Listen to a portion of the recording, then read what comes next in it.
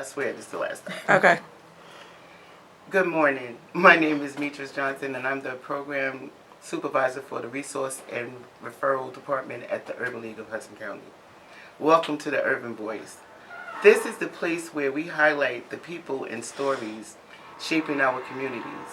Today we are excited to formally introduce a new chapter in leadership at one of Hudson County's cornerstone organizations, the Urban League of Hudson County.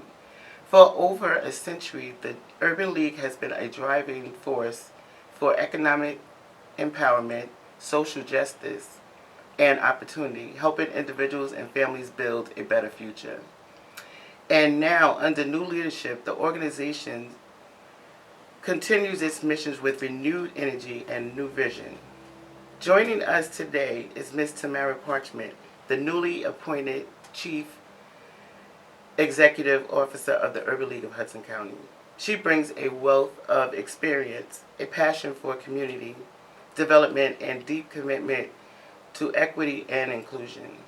In this conversation, we will get to know her story, where she comes from, what drives her, and her vision for the future of the Urban League and the communities it serves. So let's dive in. Welcome, Tamara Parchment, to the podcast. Welcome. Hi, how are you? So can you start by telling me a little bit about yourself, like where your journey began and what led you to where you are today?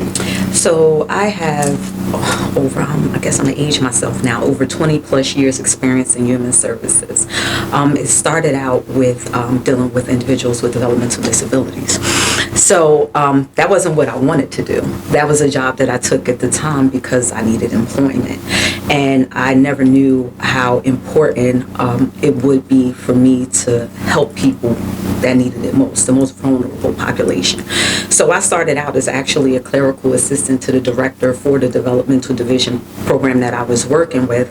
And that was a part-time position where the other half of my job was to work in a respite program with individuals with developmental disabilities. And that was totally new for me. I had never had that experience, and I was kind of like thrown into it. And when I realized the help and the need and the care and the concern that they required, I just fell in love with it. And fast forward, I became, I was a direct support professional. I was an assistant supervisor. I was a supervisor. I became a residential manager. I just worked my way up through the rung on the whole aspect of it, and eventually I landed being state director for my former company, where I oversaw 28 group homes and 4 adult daycare programs for individuals with disabilities. Okay. So before stepping into this role, what were some of your key milestones or leadership roles that prepared you for becoming the CEO? I think the key to preparing me to be in this position was starting from the bottom. I actually was in positions where I was hands-on. Like I had to feed people, I had to bathe people, I had to give people their medication. So learning from that level on up, I could see how people, you had to be compassionate and have a need and a love for people in order to help them. These are someone's family members, people, that don't have other people to assist them. So we were that vessel for them. So I think starting from the ground up gave me a better sense of what type of leader I wanted to be when I got to a certain position. That makes sense. So taking the role of CEO position is a major responsibility. What was going through your mind when you accepted the role? I was super excited. I was so excited. I think I actually cried. I got the call in my car, and my husband was like, "What are you crying for?" I'm like, I got the job. And it was just kind of bittersweet for me because I've always been in human services, but getting back into more community-driven supports was a passion for me that I always said I wanted to do. If I had the opportunity to get back into directly serving the community and the population, underserved populations, I was all in. Okay. So what attracted you to this organization and this particular community? Oh, come on now. So everybody know about the Urban League. Like if you don't know about the Urban League, then I don't know what you're doing. But the mission. As someone who has navigated programs that are offered here, I've been through social services. I've had to apply for WIC. I had to have child care subsidy, housing subsidy in my earlier years. So I know what it's like to navigate these programs. So when I found out that's what was being offered here in regards to child care assistance and outreach and all of these things, I was like, that's right up my alley. What better way to help the community than provide the services that are sorely needed? Like, is no way around it. If you can describe in one word how you're feeling right now about accepting a role, what would it be? I can honestly say I'm still excited because I know it's so much work to be done. And I just made a year. We just came into a year, right? And I think we just touched the surface more operationally. So now it's time to really hit the ground running in the community and let them know that the Urban League is still here, what we have to offer, and how we're going to help. All right. So what are your core values that guide your leadership style? Wow, that's a good one. All right. I would have to say transparency. I like to make sure I'm transparent with my team and ensure that they understand the why behind the what, or the what behind the why, what we're doing, why we're doing it, and how it's going to impact the community. Compassion. You have to have compassion for the external things that you're going to encounter, but internally too, because the people that you work with, they're dealing with the tough role of dealing with the community on an ongoing basis. So you have to have compassion in both aspects. And I just think of passion, I guess.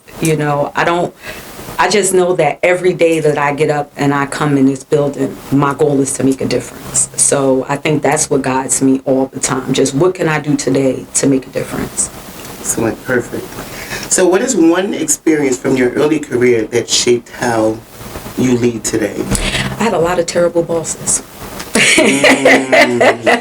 I had, and not all, some. I had a lot of leadership that they didn't take the time to actually assess the need because they didn't have to, right? They just give directives. They tell you what to do, but they really don't know what needs to be done. So I think when I came into my first leadership role, I was like, I'm going to manage the way I would have wanted to be managed when I didn't get that support from my leadership. So I just dived in. I'm a human.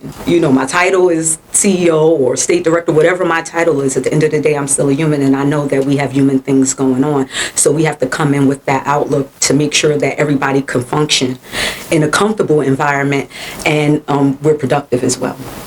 Okay, all right.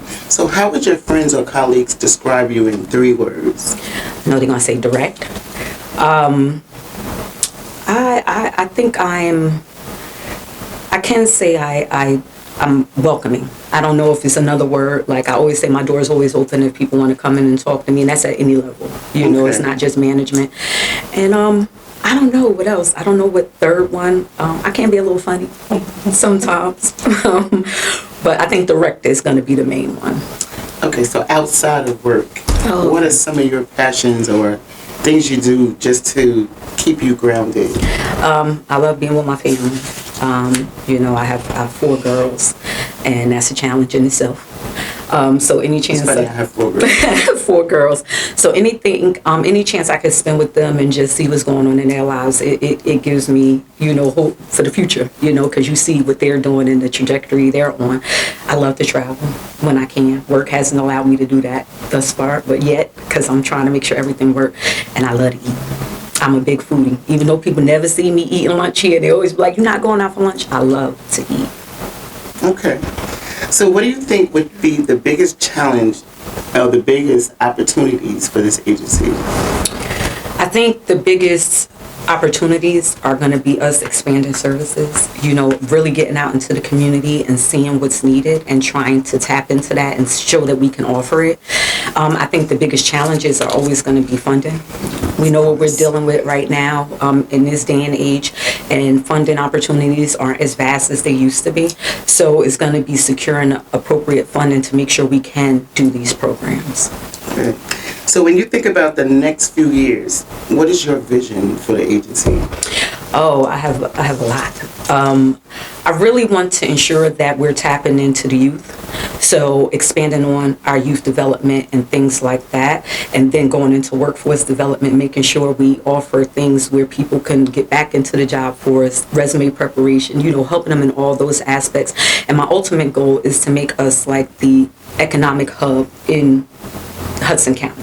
We're located in Jersey City, but we're for Hudson County. And I want to make sure when people come in, it's like, how you have a puzzle and you throw it out and everything is there and you just putting the pieces together. Well, I want us to put the framework together for the people that come in. That way, when they go out, they only got to put a couple of pieces together to figure out which direction they're going. Okay. So this organization plays a major role in community. How do you plan to strengthen that connection? We got to get out there. When I first came in, that's the biggest thing I heard. Oh, y'all still around? I ain't heard about the Urban League in a long time. What y'all do? Or people just automatically assume that all we do is child care. Mm-hmm. We're so much more than child care. We have so many things to offer. We just need to explain that to the community and get them involved and have them come in and see what we can do. All right. So how do you define success for yourself and success for the agency under your leadership? I can honestly say the only success for me, and it kind of encompasses the agency, is the impact we have on the community. I don't look at successes for myself because it's not about me. It's more so about what impact are we leaving on the community and how are we helping the people. So that's a success in itself, and I think that's an overall success for the agency. So looking ahead, what legacy do you hope to leave behind as CEO? I always look at it like this, whether I'm here 1 year, 2 years, 5, 10, I want to leave it better than what it was when I came in.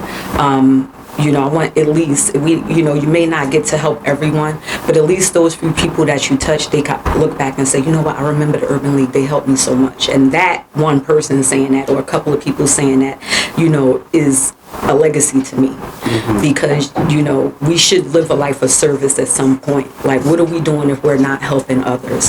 And that's all I want to leave behind, knowing that this agency will sustain and be able to help others even after I'm gone.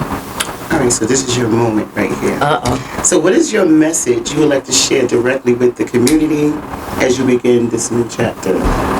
I just want to say that the Urban League is here. We're here to support. We're here to help the community. I want the community to be involved and let us know what you're struggling with or what you see a need for, so that way we can look into it and see how we can help. We're here to serve, and we want to continue to do that. And we look forward to getting out in these streets and just letting everybody know what we do and helping those that we can. So thank you for your responses. They were excellent. Oh, okay, good. And we hope for us to see you. You okay? You okay?